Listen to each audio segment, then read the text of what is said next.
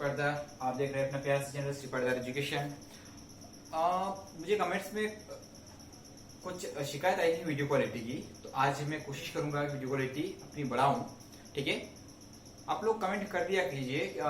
First lecture में के बाद ही अगर आप कमेंट कर देते कि सर वीडियो क्वालिटी अच्छी नहीं आ रही है, तो शायद मैं इसको पहले ही इम्प्रूव कर लेता। चलो ठीक है, देर से जागे जब जागे तब सवेरा, कोई दिक्कत नहीं है।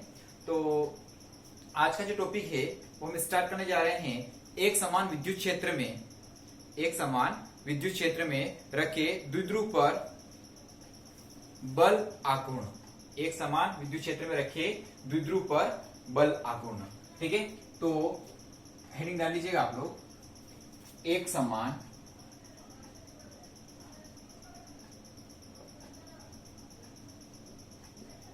विद्युत क्षेत्र में रखे द्विध्रुव पर बल आघूर्ण। चलो, बल आघूर्ण क्या होता है अपन सब चीज डिस्कस करेंगे यहाँ पर। ठीक है, पहले एक समान विद्युत क्षेत्र ले लेते हैं। यहाँ पर एक समान विद्युत क्षेत्र है। एक समान विद्युत क्षेत्र क्या होता है हम ऑलरेडी डिस्कस कर चुके हैं। ठीक है, इसमें एक आपका ए बी, या चलो इधर ऊपर ए ले लेते हैं और नीचे बी ले लेते हैं। यहां पर प्लस क्यू आवेश है और यहां पर माइनस क्यू आवेश है। ठीक है, और इसकी जो प्रभावकारी लंबाई है वो कितनी है, 2L है। ठीक है, एक द्विध्रुव रखा है अपन ने एक समान विद्युत क्षेत्र में, कौन से थीटा कोण से। ठीक है, एक समान विद्युत क्षेत्र में थीटा कोण से एक विद्युत द्विध्रुव रखा ए बी, जो कैसे मिलकर बना हुआ है, प्लस क्यू और माइनस क्यू आवेश से मिलकर बना हुआ है। ठीक है, और थीटा कोण से रखा हुआ है एक समान विद्युत क्षेत्र में। ये ई की दिशा है। तो देखो, हमने देखा था कि ई बराबर क्या होता है, एफ बटा क्यू, जब हमने विद्युत क्षेत्र की तीव्रता पढ़ी थी। ठीक है, तो वहां पर ये फार्मूला आया था। ये क्यू इधर बटे में इधर आएगा, क्या हो जाएगा, गुणे में हो जाएगा, तो एफ बराबर क्या हो जाएगा, क्यू ई हो जाएगा। आई बात समझ में। ठीक है, तो अब यहां पर इस विद्युत द्विध्रुव पर प्लस क्यू और माइनस क्यू आवेश के कारण अलग एक समान, देखो ये प्लस क्यू और माइनस क्यू बराबर है, परिमाण में तो बराबर है, दिशा में अलग अलग है। ठीक है, चिन्ह में अलग अलग है, कोई दिक्कत नहीं है। तो यहां पर क्षेत्र की दिशा में, इधर विद्युत क्षेत्र की दिशा में एक बल काम करेगा QE, और यहां पर विद्युत क्षेत्र की विपरीत दिशा में एक बल काम करेगा माइनस QE। दोनों बल परिमाण में बराबर है, एक दूसरे के समांतर है और एक दूसरे के विपरीत काम करेंगे। चलो मान लेते हैं कि दो बल, एक विद्युत द्विध्रुव है, इस विद्युत द्विध्रुव पर दो बल लग रहे हैं। ठीक है, एक क्षेत्र की दिशा में और एक क्षेत्र की विपरीत दिशा में। तो इसको क्या करेंगे, ऐसे घुमाने की कोशिश करेंगे या नहीं करेंगे। ठीक है, एक बल इधर से खींच रहा है, एक इधर खींच रहा है, तो ये सीधा हो गए सी, इसको घुमाने का, तो इसको घुमाकर विद्युत क्षेत्र की दिशा में लाने का क्या करेंगे, ये प्रयास करेंगे। आपकी बात समझ में। ठीक है, तो चलो यहां पर अपन इसका व्यंजक कर लेते हैं। माना कि ए बी एक विद्युत द्विध्रुव है जो प्लस क्यू और माइनस क्यू आवेशों से मिलकर बना है। ठीक है, ए बी एक विद्युत द्विध्रुव है जो प्लस क्यू और माइनस क्यू आवेशों से बना हुआ है, जिसकी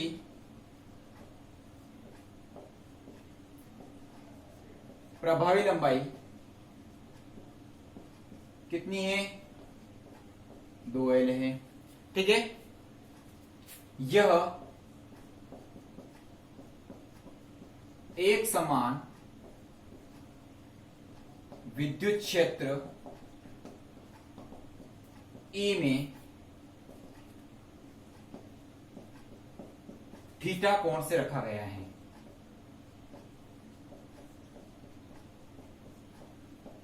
यह एक समान विद्युत क्षेत्र में थीटा कोण से क्या हुआ है, रखा गया है। ये रखा हुआ थीटा कोण से। ठीक है, इसके बिंदु ए पर प्लस क्यू आवेश के कारण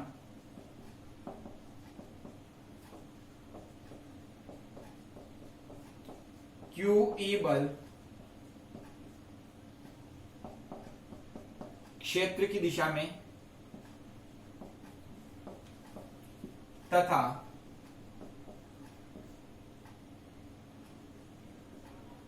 बिंदु बी पर, बिंदु की बजाय वर्ड सिरा यूज कर लो, सिरा भी यूज कर सकते हैं, इसके सिरे और सिरे बी पर, सिरे बी पर माइनस क्यू आवेश के कारण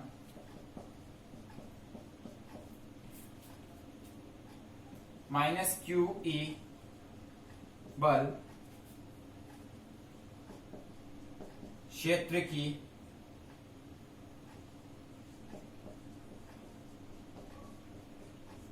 विपरीत दिशा में लगते हैं। ठीक है, एक बल क्षेत्र की दिशा में, एक बल क्षेत्र की विपरीत दिशा में लग रहा है। चलो आगे बढ़ते हैं थोड़ा सा और। तो ये बल द्विध्रुव को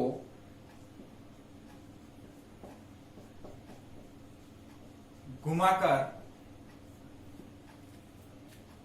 या ये बल द्विध्रुव को घुमाकर क्षेत्र की दिशा में लाने का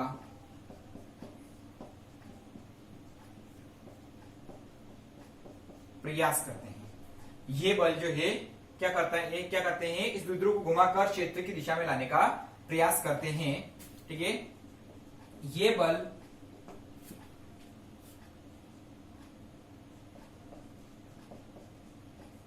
परिमाण में समान परंतु दिशा में विपरीत होते हैं। इन्हें प्रत्यानयन बल युग्म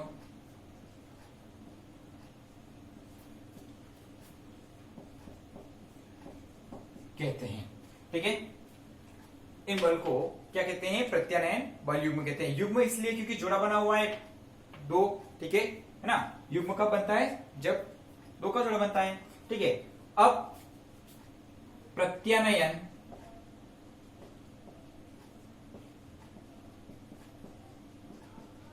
बल युग्म का आघूर्ण बराबर एक बल गुणित दोनों बलों के बीच की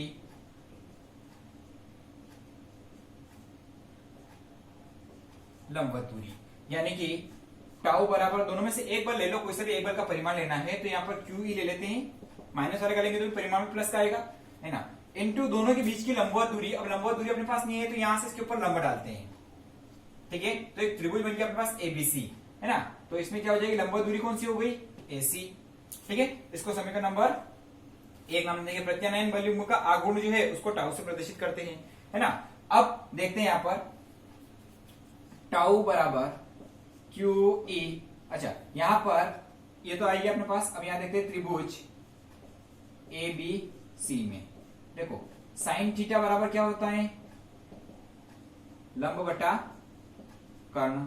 ठीक है, इस थीटा के लिए लंब कौन सी भुजा हो गई, एसी, बटा कर्ण कौन सी हो गई, ए बी, है ना। तो साइन थीटा बराबर एसी बटा ए बी की लंबाई कितनी है, 2l है। ये बटे में तो इधर आएगा तो एसी बराबर कितना हो गया, 2l साइन थीटा। ठीक है, अब ये वाला मान अपन कहां रखते हैं, समीकरण नंबर 1 में। तो समीकरण 1 से, समीकरण 1 में हो जाएगा आपका टाउ बराबर क्यू ई गुणित 2l साइन थीटा। ठीक है, लेकिन हम जानते हैं कि P बराबर कितना होता है, Q गुणा 2l। ठीक है, तो इस Q गुणा 2l की जगह अपन क्या लिख सकते हैं, P लिख सकते हैं। यहां पर गया P E साइन थीटा। ये हो जाएगा आपका समीकरण नंबर 2। ठीक है, और यही क्या हो जाएगा, प्रत्यानयन बल युग्म के आघूर्ण का क्या हो जाएगा, व्यंजक हो जाएगा। बोलो क्लियर है यहां तक? ठीक है, अब हम थोड़ा सा आगे बढ़ते हैं, यहां तक पॉज करके आप क्या करिएगा, नोट्स बना लीजिएगा। उसके बाद हम थोड़ा सा आगे की ओर बढ़ते हैं। इसको समीकरण नंबर 2 नाम दिया, चलो सदिश रूप में लिख लेते हैं यहां पर।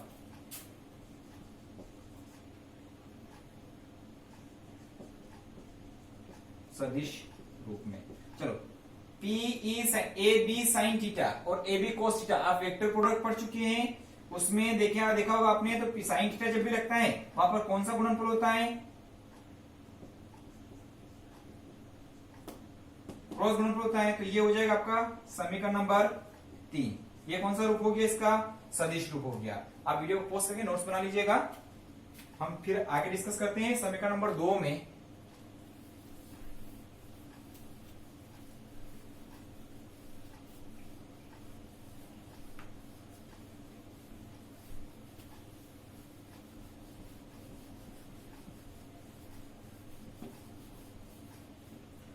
समीकरण नंबर 2 की बात करते हैं। तो समीकरण नंबर 2 से क्या आया था, समीकरण नंबर 2, अरे इतना जल्दी भूल जाते हो यार, अभी तो लिखा था मैंने। समीकरण नंबर 2 में क्या आया था, पीई साइन थीटा, यही था। इसमें यहां पर दो स्थितियां जन्म लेती हैं। स्थिति नंबर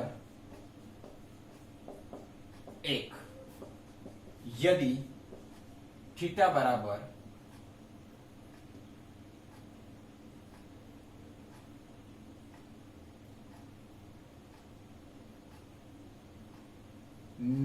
जीरो डिग्री हो, तो जब थीटा बराबर 0 डिग्री होगा तो टाउ बराबर यहां कितना हो जाएगा, पीई साइन 0, और साइन 0 का मान कितना होता है, क्या हो जाएगा, ये पूरे क्या हो जाएगा, 0 हो जाएगा। यदि थीटा बराबर कितना हो, 0 डिग्री हो, यानी कि द्विध्रुव जो है वो कहां रखा हो, क्षेत्र के समांतर हो। द्विध्रुव जो है क्षेत्र के समांतर हो, ठीक है, तो टाउ बराबर कितना हो जाएगा, 0 हो जाएगा। इस स्थिति में क्या रहेगा, न्यूनतम रहेगा। और इस स्थिति में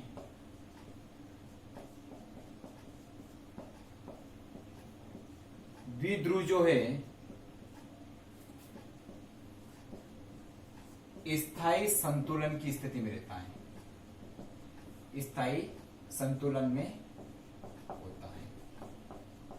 ध्यान रहे, जब ये न्यूनतम होगा तब द्विध्रुव कौन सी स्थिति में होगा, स्थायी संतुलन की स्थिति में होगा। नंबर 2, स्थिति नंबर 2, यदि आपका थीटा बराबर 90 डिग्री हो,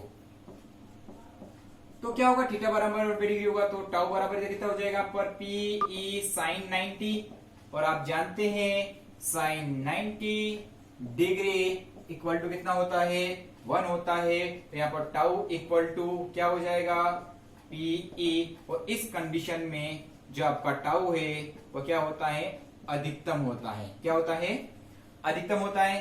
परंतु इस स्थिति में विद्युत द्विध्रुव जो है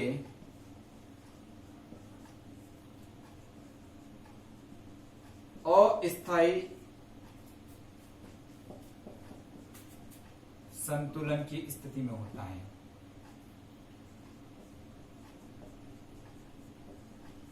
इस समय, ठीक है, अस्थायी संतुलन की स्थिति में होता है। चलो वापस पुनः समीकरण नंबर 2 पर आते हैं। समीकरण 2 में यदि E बराबर 1 तथा थीटा बराबर 90 डिग्री हो तो, बोलो समीकरण नंबर 2 ये था, टाउ बराबर P गुणा 1 गुणा साइन 90, और साइन 90 का मान कितना होता है, अभी डिस्कस किया हमने, 1 होता है। तो टाउ बराबर कितना हो जाएगा, यहाँ पर P हो जाएगा। ठीक है, यहां से हम कह सकते हैं कि प्रत्यानयन बल युग्म का आघूर्ण, ठीक है, द्विध्रुव आघूर्ण के बराबर होता है। कब, जब विद्युत द्विध्रुव को एकांक तीव्रता वाले क्षेत्र में लंबवत, 90 डिग्री का कोण का मतलब क्या होता है, लंबवत रखा जाए, तब टाउ किसके बराबर होता है, पी के बराबर होता है। एकांक तीव्रता वाले क्षेत्र में क्या कहां रखा जाए, लंबवत रखा जाए, तब टाउ बराबर कितना हो जाएगा, पी हो जाएगा। ठीक है, तो ये था आज का अपना छोटा सा टॉपिक। ठीक है, नेक्स्ट लेक्चर में हम फिर अगले टॉपिक के साथ मिलेंगे, तब तक के लिए धन्यवाद।